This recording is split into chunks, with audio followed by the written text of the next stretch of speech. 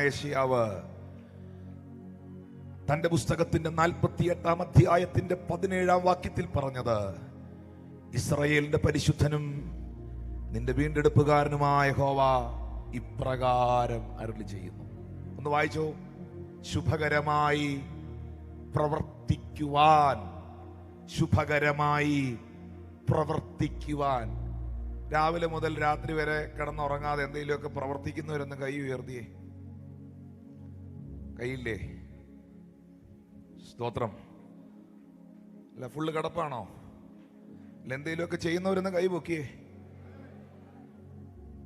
സ്തോത്രം. വന്നപ്പോൾ മുതലേ ചിലരെന്നെ സൂക്ഷിച്ചു നോക്കുന്നുണ്ട്. സ്തോത്രം. പിന്നെ എനിക്ക് അവരോടൊക്കെ വലിയ സ്നേഹ. ഒരു വചനം ശ്രദ്ധയോടെ കേൾക്കുന്നതുകൊണ്ട് എന്നെ ഇങ്ങനെ ശ്രദ്ധിച്ചു നോക്കുന്നതെന്ന് എനിക്കറിയാം. വാക്യം ഒന്ന് വായിച്ചു.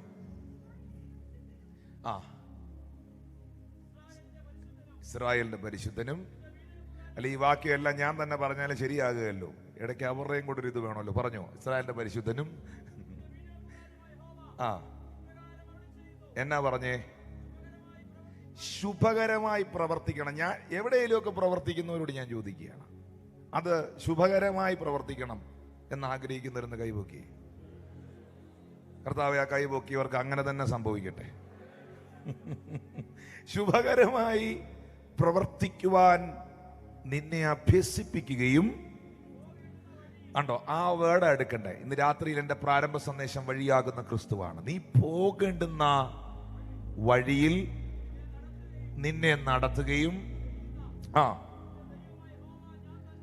നീ പോകേണ്ടുന്ന വഴിയിൽ, ഞാൻ പറഞ്ഞ വഴിയിൽ നീ സഞ്ചരിച്ചാൽ നിന്റെ പ്രവർത്തന മേഖലകൾ ശുഭകരമാകും. ശുഭകരമാകും. എവിടെയാണോ പ്രവർത്തിക്കുന്നത്, നിങ്ങൾ ശുശ്രൂഷയിൽ നിൽക്കുന്നവരാണോ, ദൈവഹിതമില്ലാത്ത വഴികളിൽ സഞ്ചരിക്കരുത്. നിങ്ങൾ ഏത് മേഖലയിലാണ് പ്രവർത്തിക്കുന്നത്, ആ പ്രവർത്തന മേഖലകൾ ബ്ലെസ്ഡ് ആകാൻ, സക്സസ് ആകാൻ ദൈവത്തിന്റെ വഴിയിൽ സഞ്ചരിക്കണം. സംഘടന പറയുന്നതിനകത്തല്ല നിന്റെ ശുശ്രൂഷ. മനുഷ്യൻ നിനക്ക് ഓതി തരുന്നതല്ല നീ ഏറ്റെടുക്കേണ്ടത്. തമ്പുരാൻ ഇന്ന് രാത്രിയിൽ പറയുന്നത് ചെയ്യാൻ തയ്യാറാകണം. കർത്താവിനോട് പറഞ്ഞു, ഇപ്പൊ വചനം പ്രസംഗിക്കാൻ, ഇപ്പൊ ഇത് നിർത്തി രോഗികൾക്ക് വേണ്ടി പ്രാർത്ഥിക്കാൻ ദൈവാത്മാവ് എന്നോട് പറഞ്ഞാൽ ഞാൻ രോഗികൾക്ക് വേണ്ടി പ്രാർത്ഥിക്കും. അപ്പൊ അത് നിങ്ങൾക്ക് ഇഷ്ടപ്പെട്ടില്ല, അടുത്ത വർഷത്തെ ചെങ്കിലാത്ത കൺവെൻഷൻ എനിക്ക് വേണ്ട. ആരും മിണ്ടുന്നില്ലല്ലോ. Praise the Lord. ദൈവം എന്ത് പറയുന്നോ, ഏത് വഴിയിൽ തിരിയാൻ പറയുന്നോ ആ വഴി തിരിയും. ദൈവം പറയുന്ന വഴിയിലേക്ക് തിരിയുന്നതാണ് വഴിത്തിരിവ്. ഹല്ലേലൂയ. ജീവിതത്തിൽ ഒരു വഴിത്തിരിവ് ഉണ്ടായില്ലല്ലോ, ജീവിതത്തിൽ ഒരു വിടുതലും ഉണ്ടായില്ലല്ലോ എന്ന് പറയുന്നവർ ഇതിനകത്തുണ്ടെങ്കിൽ ഒന്ന് ശോധന ചെയ്ത് നോക്ക്. തമ്പുരാൻ എന്നോട് പറഞ്ഞ റൂട്ടിൽ തന്നെയാണോ ഞാൻ സഞ്ചരിക്കുന്നതെന്ന്. ശുഭകരമായി പ്രവർത്തിക്കുവാൻ എന്നെ അഭ്യസിപ്പിക്കുകയും ഞാൻ പോകേണ്ടുന്ന വഴി എനിക്ക് കാണിച്ചു തരികയും ചെയ്യുന്ന ഒരു ദൈവമുണ്ട്. ഹല്ലേലൂയ. ഈ വേദപുസ്തകം പഠിക്കുമ്പോ ദൈവം തമ്പുരാൻ നമ്മളോട് എടുക്കാൻ പറഞ്ഞ വഴിയുണ്ട്, എടുക്കരുതെന്ന് പറഞ്ഞ വഴിയുണ്ട്. മലയാളികളായതുകൊണ്ട് മറ്റേ സാധനം ആദ്യം കേൾക്കാൻ ഇഷ്ടം ഏതാ? കറക്റ്റായിട്ട് അച്ഛൻ പറഞ്ഞു. വർഷങ്ങളായിട്ട് സ്റ്റേജിൽ കേരളക്കരയിൽ ശുശ്രൂഷിക്കുന്ന ആളാണ്, അതുകൊണ്ട് പുള്ളിക്ക് അറിയാതെ ഏതാ. എടുക്കരുതെന്ന് പറഞ്ഞ വഴി കേൾക്കാനാണ് നമുക്ക് ആദ്യം ഇഷ്ടം. വായിച്ചോ. യൂദായുടെ ലേഖനം 1-ാം അധ്യായം 11-ാം വാക്യം. യൂദായുടെ ലേഖനം 11-ാം വാക്യം. അവർക്ക് അയ്യോ കഷ്ടം. ആർക്കാ? അവർ കയീന്റെ വഴിയിൽ നടക്കുകയും കൂലി കൊതിച്ച് ബിലയാമിന്റെ വഞ്ചനയിൽ തങ്ങളെ തന്നെ ഏൽപ്പിക്കുകയും കോരകിന്റെ മത്സരത്തിൽ നശിച്ചു പോകുകയും ചെയ്യുന്നു. ഇതാ യൂദയുടെ ലേഖനത്തിൽ യൂദ പറയുകയാണ്, അവർക്ക് അയ്യോ കഷ്ടം. അപ്പം ഒരു കൂട്ടർ പ്രശ്നത്തിലാണ്. ആരാണവർ? അവർ കയീന്റെ വഴിയിൽ നടന്നു. അപ്പോ യൂദയുടെ ലേഖനത്തിൽ യൂദ പറയുകയാണ്, 3 പേരുടെ വഴി, 3 പേർ എടുത്ത വഴി നിങ്ങൾ എടുക്കരുത്. ഒന്ന്, കയീൻ എടുത്ത വഴി 10,000 എടുക്കരുത്. 2, ബിലയാം എടുത്ത വഴി നിങ്ങൾ എടുക്കരുത്. 3, കോരകെടുത്ത വഴി നിങ്ങൾ എടുക്കരുത്. ഈ 3 റൂട്ടും അപകടമാണ്. Praise lord. എന്താണ് കയീന്റെ വഴി? പ്രത്യേകിച്ച് സ്നേഹത്തോടുകൂടെ എൻ്റെ സഹോദരങ്ങളോടും മാതാപിതാക്കളോടും വളരെ പ്രായം ചെന്ന് വളരെ സീനിയർ ആയിട്ടുള്ള ബഹുമാന്യരായ കർത്തൃദാസന്മാരോടും എൻ്റെ ജ്യേഷ്ഠ സഹോദരന്മാരോടും സ്നേഹത്തോടെ ഞാൻ തിരുവെഴുത്തി എന്ന് പറയുകയാണ്, കയീന്റെ വഴി നമുക്ക് വേണ്ട.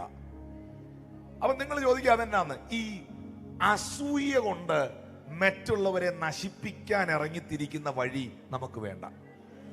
അതാ കയീന്റെ വഴി. തന്റെ സഹോദരനായ ഹാബേൽ കഴിച്ച യാഗം ദൈവത്തിന് പ്രസാദമായി എന്ന് കണ്ടപ്പോൾ, ഹാബേലിന്റെ യാഗത്തിൽ ദൈവം പ്രസാദിച്ചു എന്ന് കയീൻ തിരിച്ചറിഞ്ഞപ്പോൾ, കയീന്റെ അകത്ത് സഹോദരനായ ഹാബേലിനോട് അസൂയ തോന്നി, ജലസി തോന്നി. ഞാൻ ചോദിക്കട്ടെ, അസൂയുള്ള ആരെങ്കിലും ഉണ്ടോ ഇതിൽ? ആരുമില്ലേ?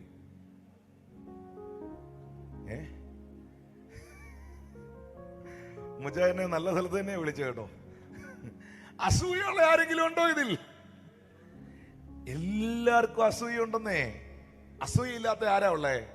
ദേഷ്യമുള്ളവരുണ്ടോ? എല്ലാവർക്കും ദേഷ്യമുണ്ടെന്നേ. ദേഷ്യ അസൂയൊക്കെ മനുഷ്യനിൽ സ്വാഭാവികമായുള്ള നാച്ചുറലായുള്ള കാര്യ. കൊച്ചു പിള്ളേർക്ക് വരെ ഉണ്ട് അസൂയ. ഏതാ? 3 വയസ്സുള്ള കൊച്ചിന്, 3 വയസ്സുള്ള കൊച്ചിന്റെ കയ്യിൽ ഒരു മുട്ടായി കൊടുത്തേ. തൊട്ടു മുകളിൽ 5 വയസ്സുള്ള ഒരു കൊച്ചുണ്ട്. ഈ 3 വയസ്സുള്ള കൊച്ചിന്റെ കയ്യിൽ നിന്ന് ഈ മുട്ടായി മേടിച്ച് 5 വയസ്സുള്ള കൊച്ചിന്റെ കൊടുത്തേ. കൊച്ചു കരയോ നമുക്ക് നോക്കാം. 5 വയസ്സുള്ള കൊച്ചിനൊരു മിഠായി കൊടുത്തത് കൊണ്ട് 3 വയസ്സുള്ള കൊച്ചു കരയുന്ന എന്തിനാ?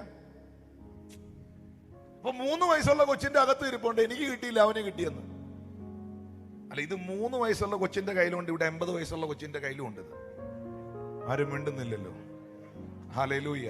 അപ്പൊ അതിനകത്ത് പ്രായമൊന്നുമില്ല, എല്ലാവരുടെ അകത്തുണ്ട് ഈ സാധനം. പക്ഷേ ദൈവം മനുഷ്യർക്ക് നൽകിയ വികാരങ്ങൾ അസൂയ. ഈ അസൂയ മറ്റുള്ളവരെ നശിപ്പിക്കാനുള്ളതല്ല. ഒരു കുട്ടി നന്നായി പഠിക്കുന്നു, അവനേക്കാൾ എനിക്ക് നന്നായി പഠിക്കണമെന്ന് തോന്നുന്ന എന്റെ വികാരം നല്ലതാ. Praise the Lord.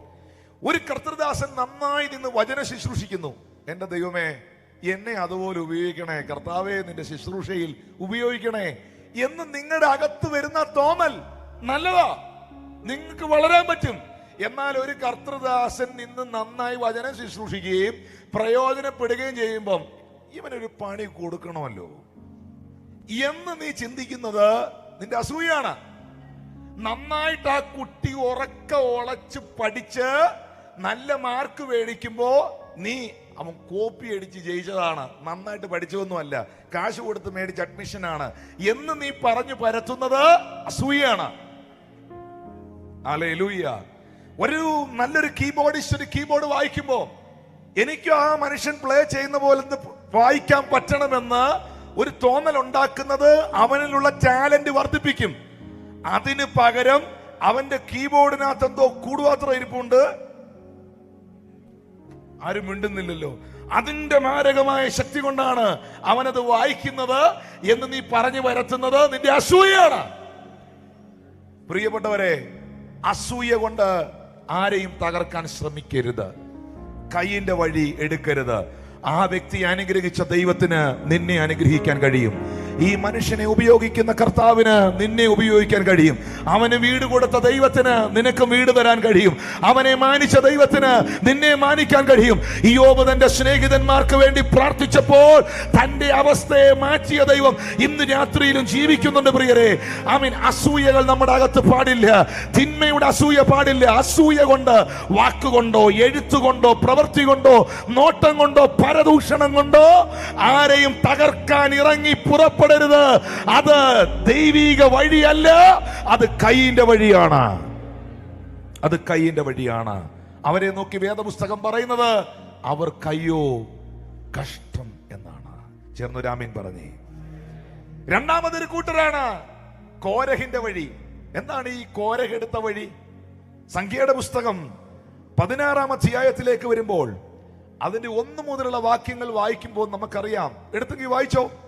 മോശയ്ക്ക് വിരോധമായി ഒരു വലിയ സഭയ്ക്കകത്തു നിന്നും ഒരു ചെറിയ കൂട്ടം, 250ഓളം പേർ കൂടുന്ന ഒരു ചെറിയ കൂട്ടം എഴുന്നേറ്റ് വരികയാണ്. കോരഹിന്റെ നേതൃത്വത്തിൽ അധികാരത്തോട് ആ കൂട്ടർ മത്സരിക്കുകയാണ്. അവരെന്താ മോശയോട് പറഞ്ഞെന്നറിയാവോ? നീ മാത്രമേ വിശുദ്ധനായുള്ളോ, നീ മാത്രമേ ദൈവദാസനായുള്ളോ, ഞങ്ങളും വിശുദ്ധരല്ലേ, ഞങ്ങളും അധികാരമുള്ളവരല്ലേ എന്ന് പറഞ്ഞ് അധികാരങ്ങളോട്, ആത്മീക നേതൃത്വത്തോട് മറുതലിപ്പ് കാണിച്ച കോരഹും കോരഹിന്റെ കൂട്ടരും എടുത്ത വഴി. എന്താണ് അവർക്ക് സംഭവിച്ചത്? 30-ാമത്തെ വാക്യം, സംഖ്യാപുസ്തകം 16-ാം അധ്യായം 30-ാമത്തെ വാക്യത്തിൽ ബൈബിൾ പറയുന്നു, ഒരു അപൂർവ കാര്യം സംഭവിച്ചു. ഭൂമി വായ് പിളർന്ന് കോരഹിനെയും കൂട്ടത്തെയും വിഴുങ്ങിക്കളഞ്ഞു. അതുകൊണ്ട് യൂദ പറയുന്നു, അധികാരങ്ങളോട് മറുതലിപ്പ് കാണിക്കുന്ന, ആത്മീക അധികാരങ്ങളോട് വിരൽ ചൂണ്ടുന്ന കോരഹിന്റെ വഴി എടുക്കരുത്. മൂന്നാമതൊരു കൂട്ടത്തെ കുറിച്ച് പറയുന്നു, ബിലയാമിന്റെ വഴി. ആരാണ് ബിലയാം? 2 പത്രോസിന്റെ ലേഖനം 2-ാം അധ്യായം 15 മുതലുള്ള വാക്യത്തിൽ പറയുന്നു, അവർ നേർവഴി വിട്ടുതെറ്റി ബയോരിന്റെ മകനായ ബിലയാമിന്റെ വഴിയിൽ നടന്നു. എന്ന് പറഞ്ഞാൽ പണത്തിന് വേണ്ടി എന്തും കാണിക്കുന്ന പരിപാടി. ഹല്ലേലൂയ. പണത്തിന് വേണ്ടി എന്തും ചെയ്യുന്നത്, എല്ലാം മറക്കുന്ന വഴി. ചരിത്രത്തിൽ ആദ്യമായി ഒരു മൃഗം ഹീബ്രു സംസാരിച്ചു, എബ്രായ ഭാഷ. അത് ബിലയാമിനോട് കഴുത സംസാരിച്ചതാണ്. ദൈവത്തിന് സംസാരിപ്പിക്കേണ്ടി വന്നു. ഹല്ലേലൂയ. ബിലയാം എടുത്ത വഴി ദ്രവ്യാഗ്രഹത്തിന്റെ വഴിയാണ്. ബിലയാം എടുത്ത വഴി കൈക്കൂലിയുടെ വഴിയാണ്. ബിലയാം നേർവഴി തെറ്റിപ്പോയി. പ്രിയപ്പെട്ടവരെ, യൂദ പറയുന്നു, നീ 3 വഴികൾ എടുക്കരുത്. ഒന്ന്, അസൂയ കൊണ്ട് മറ്റുള്ളവരെ തകർക്കാൻ ഇറങ്ങി പുറപ്പെടുന്ന കൈയിന്റെ വഴി എടുക്കരുത്. അധികാരത്തോട് മറുതലിക്കുന്ന, വിരൽ ചൂണ്ടുന്ന, അഹങ്കാരത്തോടെ പ്രവർത്തിക്കുന്ന കോരഹിന്റെ വഴി എടുക്കരുത്. പണത്തിന് വേണ്ടി എന്തും മറന്നുകൊണ്ട്, ദൈവത്തെ മറന്നുകൊണ്ട്, സകലതും മറന്നുകൊണ്ട് പുറപ്പെടുന്ന ബിലയാമിന്റെ വഴി ഇന്ന് രാത്രി എടുക്കരുത്. ഈ 3 വഴി എടുക്കുന്നവരോട് വേദപുസ്തകം പറയുന്നു, അവർക്ക് അയ്യോ കഷ്ടം. ഇന്ന് രാത്രിയിൽ ഈ മെസ്സേജിന്റെ ഏറ്റവും പ്രധാനപ്പെട്ട ഒരു ഭാഗത്തിലേക്ക് ഞാൻ വരികയാണ്. സർവശക്തനാകുന്ന ദൈവം ഇതാ ഇസഹാക്കിനോട് പറയുന്നു, നീ വഴി എടുക്കരുത്. വായിച്ചിട്ടുണ്ടോ? വായിച്ചോ? ഉൽപ്പത്തിയുടെ പുസ്തകം 26-ാം അധ്യായം അതിന്റെ 12 മുതലുള്ള വാക്യങ്ങളിൽ. Thank you Jesus. ദയവായിട്ട് ആ ഭാഗം എടുത്തവർ ഒന്ന് വായിക്കാവോ? സിസ്റ്റർ, ആ 26-ന്റെ 1 മുതൽ ഒന്ന് നോക്കാവോ? 1 മുതൽ ഒന്ന് വായിക്കാവോ? അബ്രഹാമിന്റെ കാലത്തുണ്ടായ മുമ്പിലത്തെ ക്ഷാമം. പിന്നെയും ആ ദേശത്ത് ഒരു ക്ഷാമമുണ്ടായി. അപ്പോൾ ഇസ്ഹാക്ക് ഗെരാരിൽ ഫെലിസ്ത്യരുടെ രാജാവായ അബീമേലെക്കിന്റെ അടുക്കൽ പോയി. യഹോവ അവന് പ്രത്യക്ഷനായി അരുളി ചെയ്തതെന്തെന്നാൽ, നീ മിസ്രൈമിലേക്ക് പോകരുത്. യഹോവ പ്രത്യക്ഷപ്പെട്ടിട്ട് ഇസഹാക്കിനോട് പറയുന്നു, നീ മിസ്രൈമിലോട്ട് പോകരുത്.